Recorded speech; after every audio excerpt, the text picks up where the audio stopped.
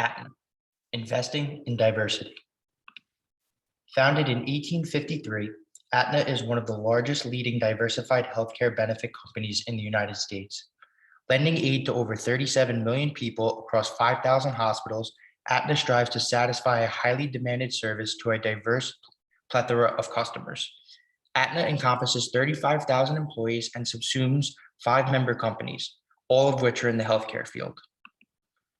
Aetna aims to have a diverse employee base in order to have a wide variety of perspectives that promote better decision-making, along with having the ability to comfortably engage with any and all consumer groups.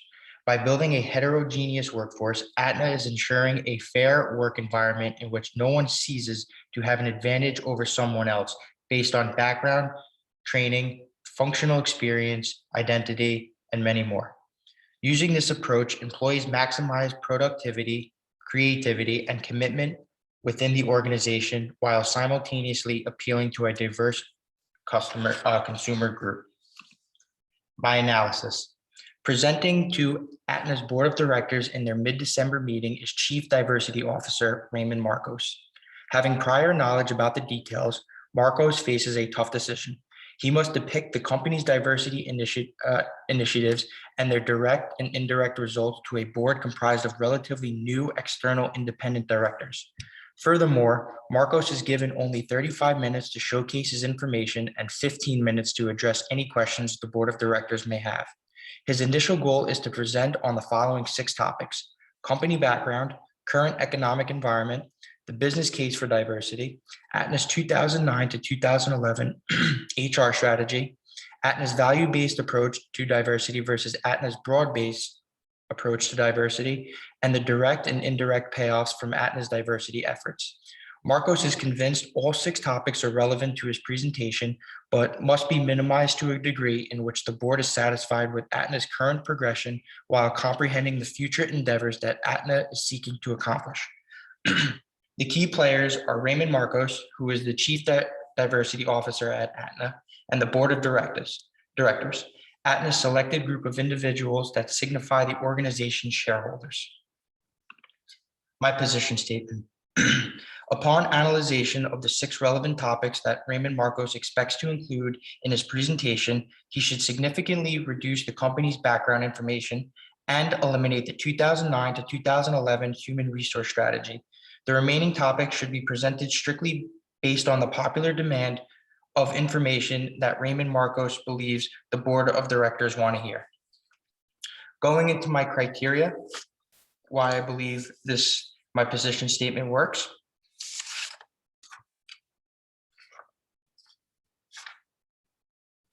Although they are described as relatively new to the company, the board of directors do not need an entire history overview of the company.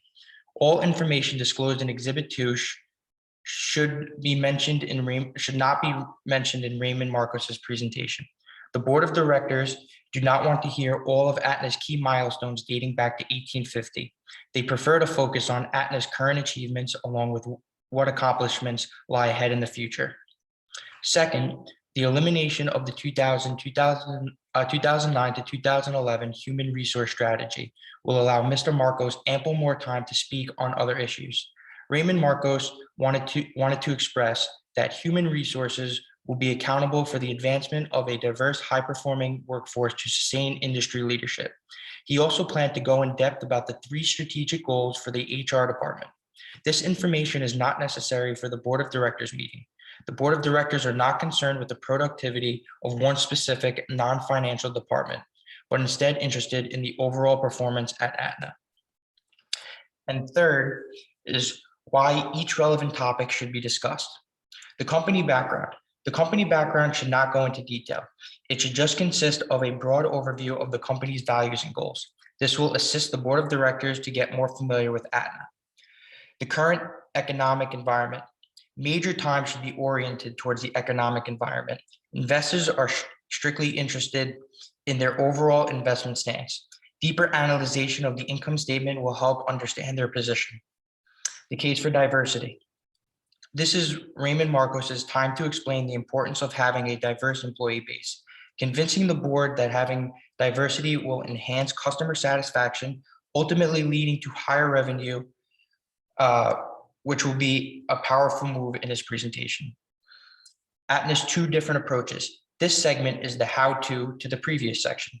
If Mr. Marcos makes a claim about the importance of diversity, the board will be interested in Aetna's approach to achieve success through diversity. Direct and indirect payoffs. This is the most significant part of the presentation. At this time, the board of directors will be able to align their future investment decisions with the future aspirations of Aetna. This is where their professional opinions to buy, sell, or hold company shares will come into play. And lastly, the questions from the board of directors.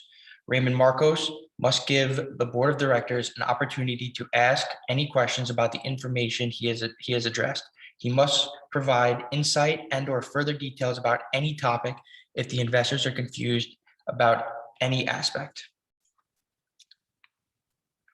My recommendations, starting with my short term. First, Raymond Marcos should use a PowerPoint style presentation, one in which has a set time for each slide so he will not exceed 35 minutes. Additionally, Mr. Marcos must use multiple exhibits from the appendix. Using images while orally reporting will help him express double the information at one time. It will also ensure that the board of directors are able to visually see some of Aetna's concepts to help further their understanding. Second, Raymond Marcos must confine his presentation into the following format. Company background should take about 1 minute. Briefly give an overview of the company to establish Aetna's credibility. Tell the board of directors what Aetna sells and whom they sell to. Current economic environment should be about 10 minutes. Display Exhibit 1 on the screen. Quickly discuss all the positives of the income statement to build financial credibility and prepare them for the current economic environment. Then display Exhibit 4 on the screen.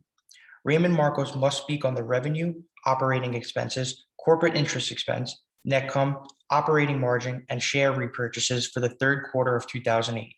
All financial details of the 6 areas listed above must be disclosed, regardless of the positive or negative connotations that may be attached to them. Conclude this section with the preliminary 2009 guidance. Which is operating earnings per share were projected to increase 3 to 5% over full year 2008 operating earnings per share guidance. This includes a projected 30 to 40 cent per share increase in the company's 2009 pension expense, driven by 2008 equity market performance. Next, move to the case for diversity, which would take about 7 minutes. You want to display Exhibit 5 on the screen. Briefly state some of the employee diversity statistics. Share Aetna's employee research groups, also known as ERGs, and their contributions. Conclude this section with how diversification within Aetna will help attain a better financial position. Move to Aetna's two different approaches, which should take about 4 minutes and an additional 3 minutes to discuss ICE.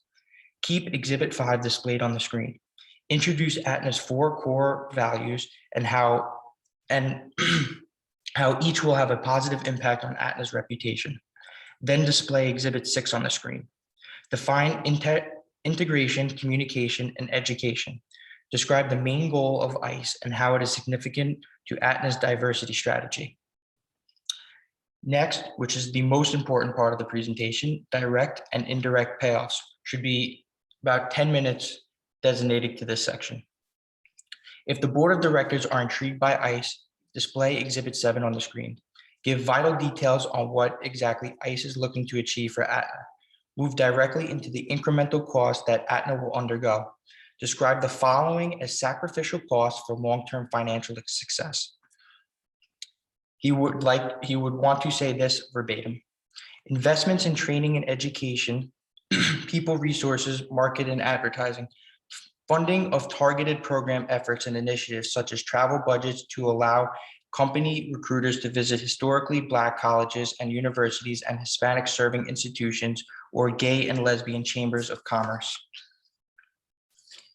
Aetna knows that some members of its corporate peer group spend more than it does on the diversity efforts and initiatives, so it tries to leverage its spending in the arena for maximum potential return to the organization in whatever form that return on investment may take: revenue growth, percentage growth in members, awards and recognitions, talent acquisition, etc. conclude his presentation with questions from the board, which is 15 minutes. My last recommendation is for Mr. Marcos to be prepared to answer any and all questions from the board of directors. He must generate a list of potential questions that the board may ask prior to the mid-December meeting.